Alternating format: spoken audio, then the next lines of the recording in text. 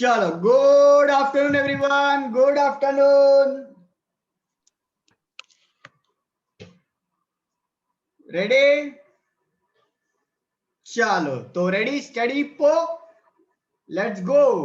चलो फटाफटी। चलो planning planning planning planning planning planning. कल हम रुके थे प्लानिंग प्रोसेस पे, प्लानिंग प्रोसेस पे रुके थे। अगर आपके पास टेक्स्ट बुक है आपके पास तो पेज नंबर 31 पे आ जाइए, पेज नंबर 31 पे आ जाइए। उसमें पहला पॉइंट हमने डिस्कस किया था, determining the objectives. Determining the objectives, याद आया? बराबर है कि ऑब्जेक्टिव कैसा होना चाहिए? वहां पे था ना एक वर्ड, प्रेग्मेटिक। प्रेग्मेटिक हेतु प्रेग्मेटिक એટલે સર સપના કેવા જોવાના? રેઝિસ્ટ સપના કેવા જોવાના? જે પૂરા થાય તે કે જે પૂરા ના થાય તે? પૂરા થાય એવા. હા, એટલે કેવું? પ્રેગ્મેટિક એટલે રિયલિસ્ટિક। रियलिस्टिक बराबर। प्रैक्टिकल भी आपने कही सके, देखो फॉरिन ने एक वर्ड दिया हमको, प्रैक्टिकल। डी प्रैक्टिकल बराबर है, तो ऐसा भी हम बोल सकते हैं, या तो रियलिस्टिक मतलब जो सच में हम पूरा कर सके। जो मैंने एग्जांपल दिया था ना कि अपने स्टूडेंट 3000 है तो 3000 से 3500, लेकिन वो 6000 डायरेक्ट आप सोचोगे, हाँ वो अच्छी चीज है, लेकिन वो टारगेट थोड़ा मतलब कंपैरेटिवली देखो कि वो पॉसिबल हो रहा है कि नहीं हो रहा है, क्योंकि सामने फिर आपको फाइनेंशियल रिसोर्स भी तो होने चाहिए, आपके पास ह्यूमन रिसोर्स लोग भी तो होने चाहिए। आ रहा है समझ में? तो पहला डिटरमाइनिंग द ऑब्जेक्टिव क्लियर है सबको? बराबर है। तो यूविल के पॉइंट ऑफ व्यू से ऐसा याद रखो भाई, यूविल का नेक्स्ट टारगेट भाई 3500 स्टूडेंट्स क्रॉस करने का है। बराबर है। चलो सेकंड है क्लैरिफाइंग द प्लानिंग प्रीमाइस। दिख रहा है वहां पे प्लानिंग प्रीमाइस?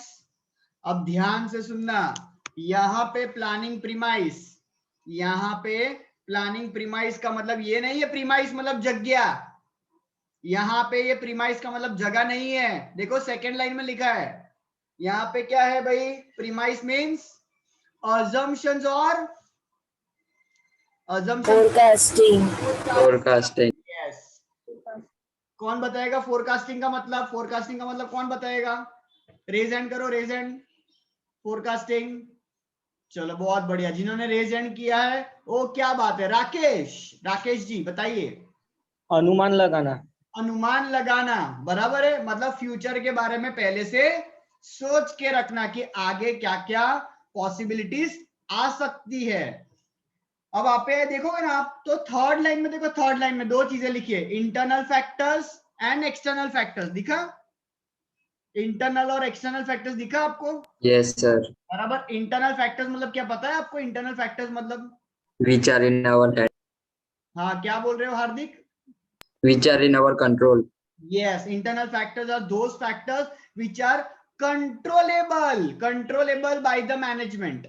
तो internal मतलब controllable, तो obviously जो external क्या होगा? नॉन कंट्रोलेबल या अनकंट्रोलेबल। बराबर है। अच्छा, इंटरनल फैक्टर्स ऐसे कौन से हैं जो मैं कंट्रोल में लेके आ सकता हूं? पता है आपको ऐसे कौन से इंटरनल फैक्टर्स जो मैं कंट्रोल में लेके आ सकता हूं? कुछ तकलीफें हैं, जैसे कि फॉर एग्जांपल ऑर्गेनाइजेशन के ऑब्जेक्टिव्स। बराबर है। अब मैं देख रहा हूं कि मैं बना रहा हूं, अचीव नहीं हो रहा है, बना रहा हूं, अचीव नहीं हो रहा है, तो मैं उसको चेंज कर सकता हूं ना, और चीजें वापस मैं नॉर्मल लेके आ सकता हूं। बराबर है। फिर मेरे एम्प्लॉयज कुछ लोग छोड़ के चले गए, तो मैं वापस नए लोगों को लेके आ सकता हूं ना। मैं एग्जिस्टिंग लोगों को और अच्छी ट्रेनिंग दे सकता हूं ना। मैं कुछ लोगों को निकाल सकता हूं ना। ये सब मेरे कंट्रोल में है। कंपनी के पॉलिसीज, रूल्स एंड रेगुलेशंस मैंने ही बनाया, तो मैं ही चेंज कर सकता हूं अगर वो मेरे ऑर्गेनाइजेशन के ऑब्जेक्टिव के अगेंस्ट जा रहे तो। बराबर। ये सब क्या? Internal factors. एक्सटर्नल फैक्टर्स के एग्जांपल, एक्सटर्नल फैक्टर्स के एग्जांपल पता है आपको? इकोनॉमिक फैक्टर्स, कल देखा था हमने social factors, political factors, legal factors, global factors, यहां तक कि मैं तो बोलूंगा टेक्नोलॉजिकल भी ले लो बेटा। टेक्नोलॉजिकल फैक्टर्स भी बोल सकते हैं, राइट? तो ये सब है फैक्टर्स। क्या मैं इसको कंट्रोल कर सकता हूं? Obviously not. अब कस्टमर के टेस्ट, प्रेफरेंस, हैबिट्स, हम कैसे कंट्रोल कर सकते है ना? आज इसको समोसा खाने का है, कल उसको जो है वो सबवे खाने का है कि नहीं? आज वड़ा पाव खाने का है, फिर कल उसको जो है वो चीज वड़ा पाव खाने का है, फिर उसको डबल चीज खाने का है, फिर वो ट्रिपल चौपल पाचपल फिर खाने का ही है, उसको चीज ही खाने का है, खाली चीज दो ना, तो रोक नहीं सकते हम लोगों को। बराबर है, समझ में आ रहा है? सबके अपने अपने क्या है भाई, ये सब एक्सटर्नल फैक्टर्स, लेकिन मुझे तो भाई कांस्टेंट ध्यान रखना पड़ेगा जो हद तक कंट्रोल हो जाए। गवर्नमेंट फैक्टर्स मुझे पता ही नहीं है सरकार क्या नई चीज लेके आने वाली है, लेकिन थोड़ा ध्यान रखूंगा तो तुरंत मैं उसको अपने बिजनेस में अच्छे तरीके से अप्लाई कर पाऊंगा ना। बराबर है। तो सेकेंड पॉइंट है वो है क्या, फोरकास्टिंग करते रहना, नहीं बोलते हैं आंखें खुली रखो, इन शॉर्ट दो आगे और दो पीछे। बराबर, that is the second point. तीसरा जो है अच्छा, तो मैं यहाँ पे ऐसा बोल सकता हूं, मैंने हमारे अपने यूविल के जो एग्जांपल में आपको पहला ऑब्जेक्टिव जो दिया 3500 प्लस स्टूडेंट का टारगेट, तो यहाँ पे मैं सेकंड पॉइंट में मैं क्या करूंगा पता है, इंटरनल एक्सटर्नल फैक्टर्स में एक तो मैं ऐसा करूंगा सबसे पहले तो कि मैं अपने नंबर ऑफ मैन पावर को बढ़ा दूंगा, मैं अपने स्टाफ मेंबर को बढ़ा दूंगा, या उनके रोल्स में कुछ ना कुछ बदलाव लेके आऊंगा ताकि मेरा वो टारगेट जो है वो क्या हो जाए, अचीव हो जाए।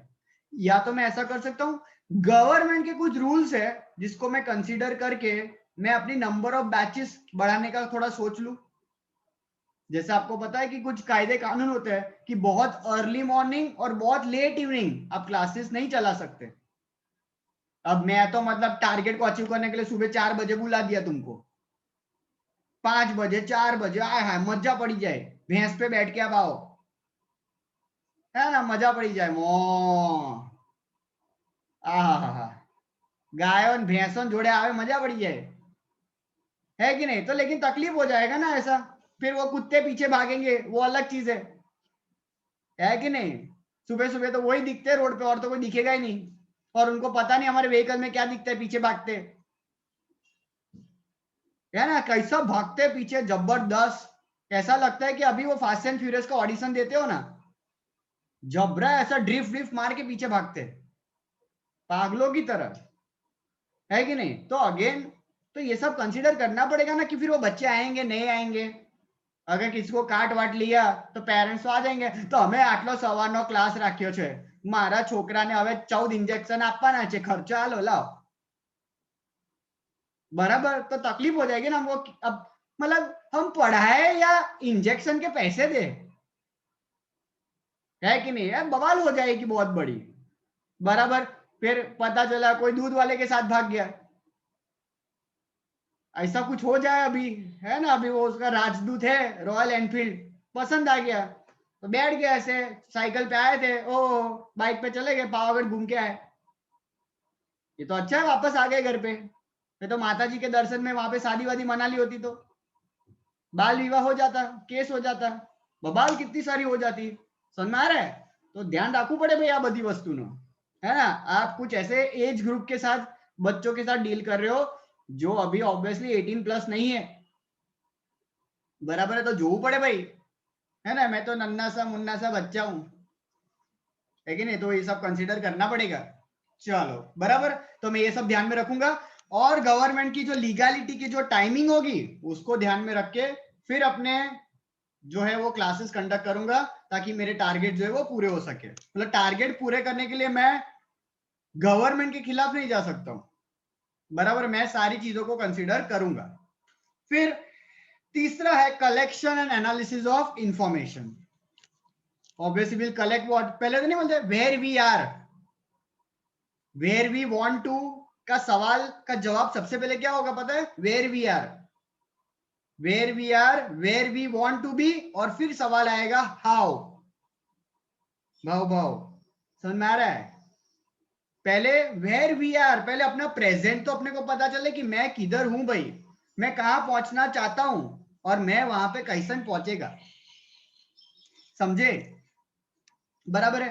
अब तो मैं क्या करूंगा पता है, हमारे ऑर्गेनाइजेशन में सबसे पहले मैं ना ब्रांच वाइज पहले तो ना नंबर ऑफ स्टूडेंट्स का डेटा कलेक्ट करूंगा, बराबर है। और मैं सबसे पहले क्या करूंगा पता है, मैं ये देखूंगा कि कौन से ब्रांच पे सबसे पहले तो नंबर ऑफ स्टूडेंट सबसे कम है, तो पहले वो इजी टारगेट नहीं है मेरा, जहां पे ऑलरेडी अच्छा काउंटिंग है, अब उसको और कितना बढ़ाएंगे, जहां पे ऑलरेडी हाउसफुल है, समझ में आ रहा है? तो वहां पे फोकस क्यों करने का, जहां पे अभी भी मान लो 50% 60% कैपेसिटी खाली मतलब फुल हो रही है, अभी 30-40% वेकेंट है, तो वहां टारगेट मारो। फिर ऐसे भी बहुत सारे सेंटर है जहां पे खाली 11th एंड 12th स्टैंडर्ड है, बीकॉम चालू कर दो, FY/SY/TY 3 स्टैंडर्ड चालू हो गए, समझ में आ रहा है? बराबर। ये सब देखो क्या है, आप इंफॉर्मेशन कलेक्ट करोगे, लेकिन इंफॉर्मेशन कैसी होनी चाहिए, करेक्ट, करेक्ट इंफॉर्मेशन। याद है, इनकम्प्लीट इंफॉर्मेशन नहीं चलेगा, फॉल्स इंफॉर्मेशन नहीं चलेगा, तो मेरा एनालिसिस अच्छे से हो सकता है। तो तीसरा समझ में आ गया, कलेक्टिंग द इंफॉर्मेशन। चौथा जाते, प्रिपरेशन ऑफ ऑल्टरनेटिव प्लान्स। हाँ देखो, अब ये कर सकते हैं हम ऑल्टरनेट प्लान्स, ऑल्टरनेट प्लान। अब ऑल्टरनेट प्लान मतलब क्या, कि भाई क्या क्या दूसरे प्लान्स हम लोग बनाएंगे, क्या क्या हम दूसरे प्लान्स में बनाएंगे। अब जैसे कि एक प्लान मैंने जो अभी आपको सजेस्ट किया, क्या कि जहां पे 11th एंड 12th है वहां पे हमने FY/SY/TY चालू किया, बराबर है। अब इसके ऑप्शन में मैं एक और चीज कर सकता हूं, 11 12 FY/SY/TY तो है ही, वहां पे मैं BBA भी चालू कर दूं, बराबर है। या तो मैं ऐसा करूं, 11 12th है लेकिन वहां पे इंग्लिश गुजराती का अभी तक कोचिंग नहीं है, तो मैं इंग्लिश और गुजराती भी ऐड करवा दूं, जिससे क्या होगा, नॉन यूविलेंस भी मेरे यहाँ पे आ जाएंगे। सर हमारे यूविलेंस अपने वाले हैं वो तो रहेंगे ही, बाहर वाले भी एड ऑन हो जाएंगे, और बाहर वाले जब इंग्लिश गुजराती के लिए आएंगे तो दूसरा सब्जेक्ट भी देखेंगे, बराबर। तो हो सकता है 10 इंग्लिश के लिए आ रहे हैं, वो 10 में से 2 लोग जो है वो शायद अपना मेन 4 सब्जेक्ट के लिए आ जाए, तो मेरा तो नंबर ऑफ स्टूडेंट का काउंटिंग बढ़ गया ना, या तो एटलीस्ट बाकी 4 सब्जेक्ट के लिए ना आए, नेक्स्ट ईयर FY में आ जाएगा, समझ में आ रहा है? तो मेरे पास देखो कितने सारे ऑल्टरनेटिव प्लान्स है। या तो मैं फिर एक और ब्रांच के बारे में सोच रहा हूं, एक नए एरिया में, फ्रेश एरिया में अपनी ब्रांच ओपन करना, बराबर। Low cost budget, rented premise, एकदम छोटा सा प्रीमाइस ले लेने का, 15-20 हजार वाला, बराबर है, जहां पे 25 to 30 स्टूडेंट्स की कैपेसिटी हो। ऐसा मैं तो ढूंढूंगा जहां पे मेरे को बेंच वगैरह भी है ना, मतलब इंफ्रास्ट्रक्चर भी रेडी मिले, मतलब ऑलरेडी कोई चला रहा था उसको रेंट पे देने का है, कोई ऑलरेडी क्लासरूम वाला है उसको रेंट पे देने का है, तो मैं लिमिटेड टाइम पीरियड के लिए रेंट पे ले लूं तो मेरे को सस्ता पड़ेगा ना वो।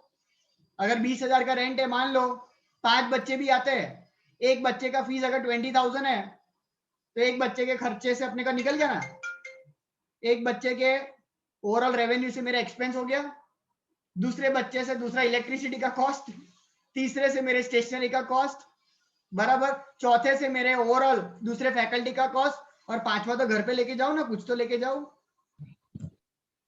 समझ में आ रहा है? तो ऐसा धीरे धीरे मैं कुछ चालू कर सकता हूं। तो देखो कितने सारे प्लान्स निकले मेरे पास, है ना? तो आपको पास, और फिर क्या होगा पता है, ये 5 जो प्लान मैं लेके जाऊंगा मेरे दूसरे टीम मेंबर्स के साथ, वो लोग भी तो इवेल्युएट करेंगे कि कौन सा सही है। 5 अलग अलग मैं प्लान लेके गया, प्लान ABCDE, 5 प्लान लेके गया। ये 5 प्लान का क्या करूंगा मैं, इवैल्यूएशन, मतलब चेक करूंगा कि भाई कहाँ पे खर्चा ज्यादा हो रहा है, कहाँ पे खर्चा कम हो रहा है, कहाँ पे रेवेन्यू ज्यादा मिलेगा, कहाँ पे रेवेन्यू कम मिलेगा। आया समझ में? बराबर। तो ये करेंगे, देखो प्रिपरेशन ऑफ ऑल्टरनेटिव्स, और फिर इवैल्यूएशन। इवैल्यूएशन में क्या करने का, cost benefit analysis, cost benefit analysis, बराबर। चलो नेक्स्ट पेज पे जाए। नेक्स्ट पेज पे क्या लिखा है, selection of best alternatives, selection of best alternative, मतलब मैंने आपको ये कुछ 4 या 5 प्लान बताया, 4 या 5 प्लान बताया आपको। चलो अब आप बताओ इसमें से कौन सा हम करेंगे, कौन सा प्लान सिलेक्ट करने का है। मैंने आपको जो बताया ना अलग अलग, कि अपने को ओवरऑल यूविल में नंबर ऑफ स्टूडेंट्स बढ़ाने के, तो आप सजेस्ट करो क्या कर सकते हैं। यस तन्वी, कोई एक थॉट, कौन सा वाला सबसे बेस्ट लग रहा है आपको? सर वो जो नया जो रेंट वाला जो बोला जिसमें 20,000 है वो वाला। अच्छा, इसके पीछे का थॉट क्या है आपका? सर मेरा इसके पीछे का थॉट ये है कि हमारा मतलब जो भी एक्स्ट्रा खर्चा है वो भी हो जा रहा है, ऊपर से एक्स्ट्रा प्रॉफिट भी जनरेट हो रहा है, और जो दूसरा जो ब्रांच होगा उसमें भी हम लोग इसका कर सकते हैं, डाल सकते हैं इसके पैसे। चलो ये कर सकते हैं, एक ये थॉट आया, बराबर है। चलो तन्वी का ये थॉट है कि एक नया सेंटर हम ओपन करेंगे तो नंबर ऑफ स्टूडेंट्स के बढ़ने के चांसेस और ज्यादा बढ़ जाएंगे, है कि नहीं? क्योंकि एक नया एरिया, टोटल ऐसा एरिया जहां पे हमारा प्रेजेंस कभी था ही नहीं और बाकी सब लोगों को बहुत दूर पड़ता था, बराबर है। तो यहाँ पे पॉसिबिलिटी बढ़ जाएगी। यस खुश?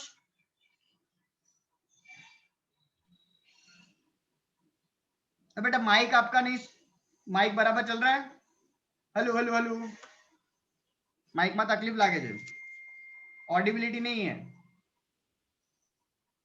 चलो आते हैं थोड़ी देर के पास, आते हैं थोड़ी देर बाद वापस आते हैं आपके पास। यस सौम्य। यस सर, वो गुजराती वाला था ना, उससे भी स्टूडेंट्स बढ़ सकते हैं, क्योंकि अगर कोई दूसरे सब्जेक्ट के लिए ना आते हो तो गुजराती और उसके लिए आते हो तो उससे भी अपने स्टूडेंट्स तो बढ़ेंगे ही ना। यस है ना, ये भी एफआई में आ ही जाएंगे। देखो ये भी एक ऑप्शन कब अच्छा होता है, जब आपको है ना खर्चा ज्यादा ना करना हो। सर मारा है, क्योंकि तन्वी ने जो ऑप्शन दिया, मतलब जो मैंने पहले सजेस्ट किया था, बराबर है ना, तो उसका तो अप्रूवल आया है कि नहीं?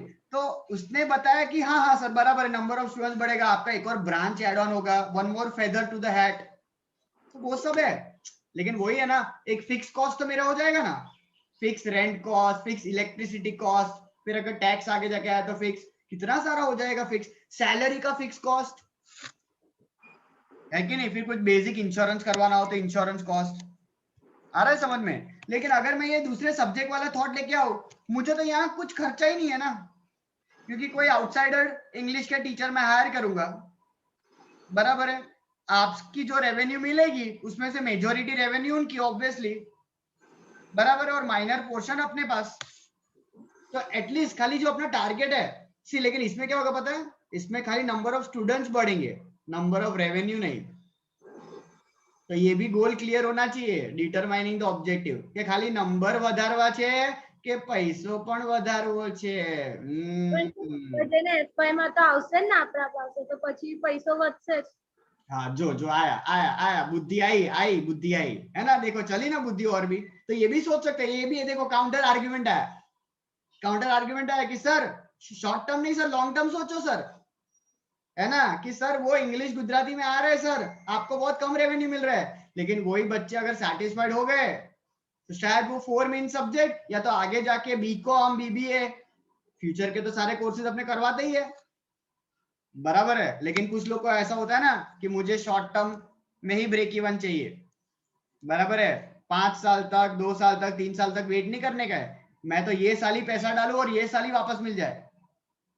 Again objective short term long term सब कुछ कंसीडर करना, मतलब वही तो चाहते हैं कि आप जब एक प्लान सिलेक्ट करो ना तो उसके सामने फिर क्या हो, आर्ग्यूमेंट, इवैल्यूएशन, इसी को तो बोलते हैं।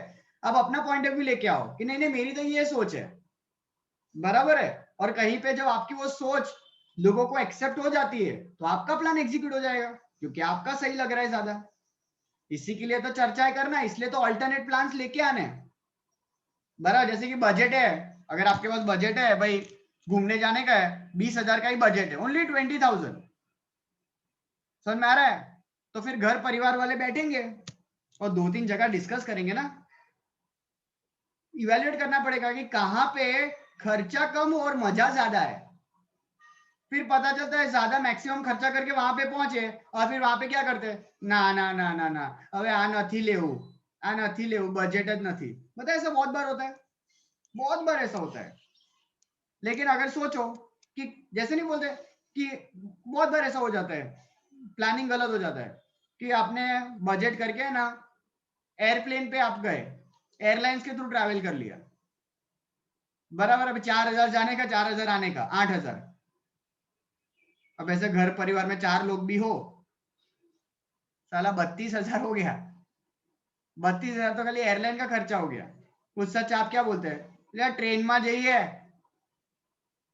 हाफ द कॉस्ट, शायद उससे भी कम होगा, और वो भी फिर आपको ट्रेन ऑब्वियसली, फिर आप बोलोगे मार तो पहला धड़क धड़क धड़क धड़क, ऐसा नहीं बेटा, बराबर है, आराम से। मेरे को 5 घंटे में नहीं पहुंचने का है, मेरे को ट्रेन का भी वो एनवायरमेंट एंजॉय करने का है।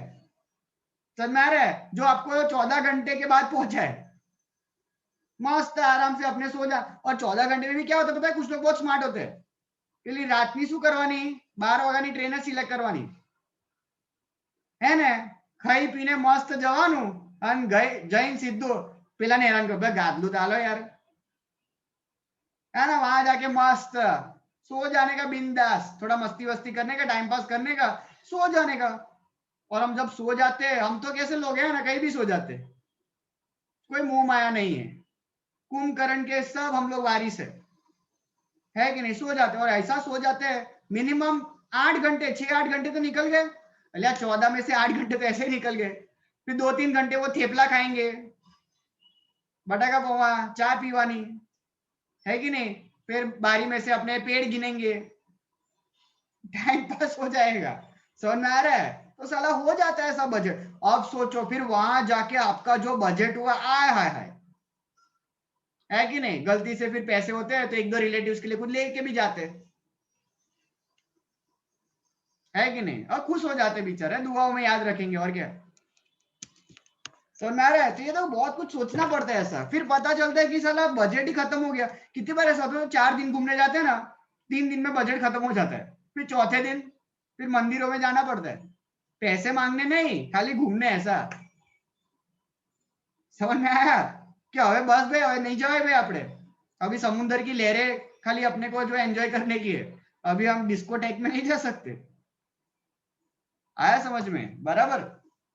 चलो 7th, formation and evaluation of subsidiary plan. Subsidiary plan, subsidiary plan मतलब क्या पता है? ध्यान से सुनना। ऑल्टरनेट मतलब क्या? Plan A B C D E जो मैंने बताया, ध्यान से सुनना, यहाँ पे बहुत सारे लोगों को कंफ्यूजन होता है, ध्यान से सुनना। ऑल्टरनेट मतलब plan A, plan B, plan C, plan D, plan E, 5 जो अलग अलग ऑप्शन है ये। लेकिन अब मान लो for example plan A select हुआ, प्लान ए सिलेक्ट हुआ, अब प्लान ए को एग्जीक्यूट करने के लिए छोटे छोटे प्लान, मतलब A1, A2, A3, इसको क्या बोलते हैं? Supportive plan. समझ में आया? अब जैसे कि फॉर एग्जांपल तन्वी ने जो बोला, जो सपोर्ट किया था कि सर नया ब्रांच, अब वो नए ब्रांच का ऑल्टरनेट तो सिलेक्ट कर लिया, अब उस प्लान को एग्जीक्यूट करने के लिए दूसरा मेरा प्लान वो था कि मेरे दूसरे ब्रांच के reserves, ploughing back of profit, बराबर, नया अपने को फ्रेश जनरेट करने की जरूरत ही नहीं है। मेरे हर ब्रांच में एटलीस्ट 10-10 हजार तो सेविंग होगा कि नहीं होगा? और नहीं होगा तो करना ही पड़ेगा। अब इतने तो प्रोफेशनल लोग हैं ना, कितना अमाउंट तो रिजर्व रखते होंगे, है ना? तो सोचो, तो अगर स्टार्टिंग में अगर मतलब नहीं 6 महीने खर्चा भी निकालना पड़ा तो भी मेरे रिजर्व्स में से ही हो जाएगा, मेरे घर से पैसे मुझे निकालने ही नहीं पड़ेंगे। सी, तो दैट इज व्हाट, वो रिजर्व्स वाला थॉट था ना, वो क्या था मेरा? Supportive plan. मतलब उस प्लान को एग्जीक्यूट करने के लिए एक छोटा प्लान। आया समझ में? Supportive plan done. चलो હવે આપણે જઈશું ઇવેલ્યુએશન ઓફ પ્લાન લાસ્ટ। अब ये जो इवैल्यूएशन ऑफ प्लान जो है ना, that is evaluation of final plan. वहां पे लिख देना, ना लिखा हो, that is evaluation of final plan, आपके नॉलेज के लिए। 8th पॉइंट जो है that is final plan, that is final plan, बराबर। तो यहाँ पे देखो सब कुछ हो गया, अपना मेन प्लान भी हो गया, सपोर्टिव प्लान भी हो गया, सब कुछ इवैल्यूएट भी कर लिया, और फिर फाइनली देख लो कि सब कुछ बराबर हो रहा है या नहीं हो रहा है। और फाइनली ये प्रोजेक्ट को एग्जीक्यूट करने के बाद फायदा होगा या नहीं होगा, बराबर। और उसमें एक मस्त थॉट है, लास्ट लाइन में क्या लिखा है? लास्ट लाइन में क्या लिखा है? दिखा है आप सबको? आप सबको दिख रहा है लास्ट लाइन में क्या लिखा है? Look and leap. हाँ, लुक एंड लीप। इसका मतलब पता है आप लोगों को? One step ahead. 1 step ahead. और कुछ? रूहीन, यस, रूहीन को शेयर करना है। यस रूहीन। सर अगर हमको आगे का स्टेप लेना है तो उससे पहले पहला स्टेप बराबर है कि नहीं वो चेक करके ही आगे का स्टेप लेना चाहिए। अच्छा, लुक बिफोर यू लीप। अच्छा, ये मतलब मैं ऐसा बोल सकता हूँ, बहुत बार ऐसा होता है, पता है? ये आप सबने एक्सपीरियंस किया होगा फॉर श्योर, और मॉनसून में तो सबसे ज्यादा। ये कहानी घर घर की है, ये कहानी हर बच्चे की है। क्या पता है आपको, गेस करना है क्या होगा वो? मॉनसून से जुड़ा हुआ ये एग्जाम्पल है। लुक एंड लिप के साथ मैं जोड़ूंगा ये कंसेप्ट को। विधि को तो क्लिक हो गया, क्या बात है। यस विधि, विधि ने सबसे पहले रेज हैंड कर लिया। સર જ્યારે પણ આપણે છત્રી લઈને નીકળીએ ને ત્યારે વરસાદ ના જ પડે, અને જ્યારે પણ છત્રી લઈને ના નીકળે તો આપણે ભીજાઈએ. चलो ये ठीक है, लेकिन और भी कोई एक एग्जाम्पल है, और भी कोई एक एग्जाम्पल है जो ये कंसेप्ट के साथ। चलो ध्रुव ने रेज हैंड किया, ध्रुव ने। यस સર રસ્તામાં ખાડી મીન્સ પાણી ભરાઈ જાય અને ખાડો જોઈને જવો હોય. हाँ समझ में आ रहा है? ये यहाँ से जुड़ रहा है ना। जैसे कितनी बार ऐसा नहीं होता है, हम चल रहे होते हैं और कुछ एज के बाद, कुछ एज तक तो अपने को पता ही है, छई चप्पा छई है कि नहीं? ये भुचको मारो डिश, सर्फ एक्सेल की एड, समझ में आ रहा है? लेकिन अब कुछ एज के बाद, अब आपको भी पता है ना कि स्कूल जा रहे हैं, अब स्कूल जा रहे हैं है ना, इतनी मेहनत से हमने कपड़े पहने हैं जो हमको बिल्कुल पसंद नहीं है ना, अपना टिपिकल मतलब यूनिफॉर्म ऐसा पहन के जा रहे हो आप, इतना सुबह सुबह इस्त्री विस्त्री वाले कपड़े पहन के जा रहे हो, और ऐसा आपने अभी व्हीकल के पास जब जा रहे हो, साइकिल के पास जा रहे हो, तो पानी भरा हुआ है, तो कितनी बार ऐसा होता है वो टकेसिस कास्टल वाला टास्क आता है, समझ में आया? तो हमने क्या करते हैं, ऐसा जंप मारने के लिए पहला आगे जुओ छो के नहीं कि कहीं जंप मारो ना सर, हमें तो आंख बंद करें, हे माँ माता जी, ऐसा नहीं होता है। हम आगे देखते हैं कि कई जगह कोरी छे, सर में आ रहा है कि सर हमें तो मस्त जंप मारी ने पानी में कूदिए पाछा, बोलो ये गोवाड़ी जती रहे जे, कहां से आया हो तू? बड़े दूर से आया है, बराबर? तू मानस नहीं है, तू एलियन है। जादू, समझ में आ रहा है? हाँ जादू, ओम ओम ओम ओम ओम ओम ओम, समझ में आ रहा है? सर मैं 2 कदम पीछे इसलिए जाता हूं ताकि मैं पीछे से ही भाग सकूं, ऐसा नहीं। मैं 2 कदम पीछे इसलिए भागता हूं ताकि मैं और बड़ा जंप ले सकूं, वो है। बोलो अमुक लोग, सर मैं 2 कदम पीछे इसलिए रहता हूं सर ताकि मैं फटाफट पीछे की गली से निकल सकूं, ऐसा नहीं होता है बेटा, ऐसा नहीं सोचना है हमें। आया समझ में? बराबर? तो look and lip, think before you jump, कूदी जवानू ना चाले वो, है कि नहीं? समझ में आ रहा है? तो ये है पूरा का पूरा एक अपना प्रोसेस ऑफ प्लानिंग। डन? बोलो है प्रोसेस में कोई डाउट, कोई वर्ड? ओके आगे बढ़ते हैं आगे। अच्छा विश्वा ने रेज हैंड किया। Yes Vishwa. Sir 5th point में ये लास्ट लाइन है ना कि business unit prepare an ideal plan as a model with the help of operation research. हाँ चलो बाकी सबको भी जरा दिखा दे, पेज 32 एकदम टॉप वाले पैराग्राफ में सेकंड लाइन है ना, ऑपरेशनल रिसर्च दिखा आप सबको, ऑपरेशनल रिसर्च, ठीक है? तो एक काम करेंगे, उसके ऊपर एक ब्लैंक जगह है, वहां पे ऊपर एकदम ऊपर ब्लैंक जगह है टेक्स्ट बुक में, वहीं पे इसका मीनिंग लिख दो। चलो लिखवा देता हूं, वहीं पे उसका मीनिंग लिख दो, क्योंकि कहीं टेक्स्ट बुक में उसका मीनिंग ही नहीं दिया है, वो गलती कर दी। देखो गुजरात बोर्ड के टेक्स्ट बुक वाले ने, साला मीनिंग तो बताओ इसका, है कि नहीं? चलो लिखो लिखो लिखो लिखो लिखो, ऑपरेशनल रिसर्च अंडरलाइन किया, उसके ऊपर उसका मीनिंग लिख रहे हैं। It is a statistical method, it is a statistical method which helps, it is a statistical method which helps to evaluate a plan, which helps to evaluate a plan and take a proper decision. It is a statistical method to evaluate a plan and to take a proper decision. अब समझ में आया? बराबर है?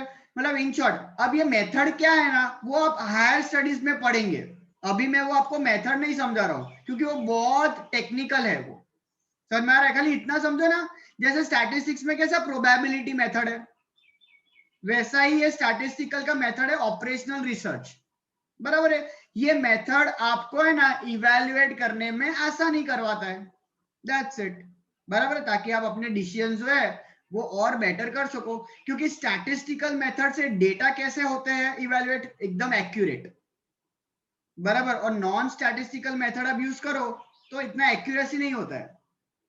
तो अपने को तो एकदम परफेक्ट डिसीजन लेना हो तो best method is what, that statistical method. Done done done done. चलो अब आगे बढ़ते हैं और जाते हैं नेक्स्ट टॉपिक पे, वो है टाइप्स ऑफ प्लान। अब टाइप्स ऑफ प्लानिंग है या types of plan, same to same, बराबर है। टाइप्स ऑफ प्लान बोलो या टाइप्स ऑफ प्लानिंग बोलो, दोनों सेम ही है। डन, बराबर, ठीक है। चलो आगे बढ़े। यस, अब आगे बढ़ने से पहले मैं चाहूंगा, लेकिन आप लोग है ना एक एक चीज वहां पे आप लिख दो, फिर मैं आपको इसका मीनिंग समझाता हूं। स्टैंडिंग प्लान जो है, स्टैंडिंग प्लान, बराबर है, वहां पे आप बाजू में लिख दो टॉप लेवल। स्टैंडिंग प्लान के बाजू में लिख दो top level, top level, top level.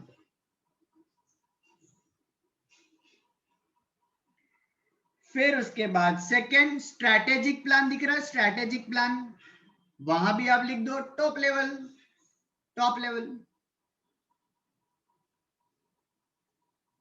बराबर है। तीसरा जो है वो है टैक्टिकल प्लान, टैक्टिकल, वहां लिख दो आप मिडल लेवल, वहां लिख दो मिडल लेवल। और अब तो आप इतने होशियार हो कि चौथा तो आप समझ ही जाओगे, बराबर। चौथे में कौन सा लेवल लिखने का, Bottom level. हाँ, आवड़े है, इतना तो सीक्वेंस पता है हमको।